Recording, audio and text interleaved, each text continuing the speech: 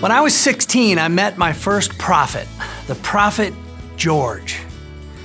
You see, the day I turned 16, my parents offered me the same hand-me-down car that a couple of my older siblings had driven.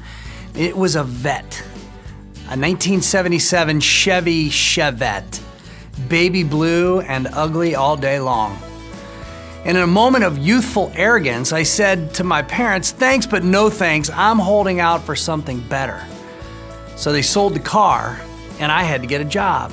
I took a job at Baskin-Robbins, scooping ice cream and making milkshakes with 31 flavors. That's where I met the prophet George. George would come rolling up to the ice cream shop on his black scooter wearing a black 8-ball helmet, which when removed would reveal a different hairstyle and a different hair color just about every day. Like the rest of us who worked there at Baskin-Robbins, it drove him nuts to have to wear the uniform, this pink and brown pinstripe shirt. Now, based on his age and his experience, we all looked up to George. But he wasn't the boss. He reported to the boss. George would bark out orders to all of us about how to scoop and how to mix the shakes and how to sweep and mop and wipe down the counters.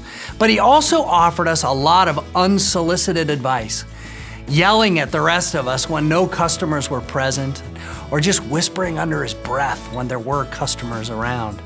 George was a prophet in my adolescent eyes because he had experience that I didn't have yet. And while he wasn't the boss, he spoke for the boss. And although he knew the mechanics of what we had to do, his real impact on my life, that I'll never forget, went far beyond just scooping ice cream, making milkshakes, and mopping the floors. He made an impression on me. And I guess that's the whole point. Prophets make an impression on us. We remember them for a long time after they're gone from our lives. Micah was a prophet also, 700 years before Jesus walked the earth. And we're remembering him every week this month in a sermon series on one of his most memorable sayings, "What does the Lord require of us but to do justice, love kindness, and walk humbly with our God?" So join us in worship this Sunday and every Sunday through this month.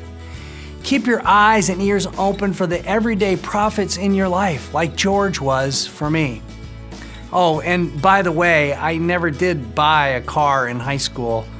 It wasn't until I was a junior in college, and it was a 1973 VW microbus. Oh, the arrogance of youth.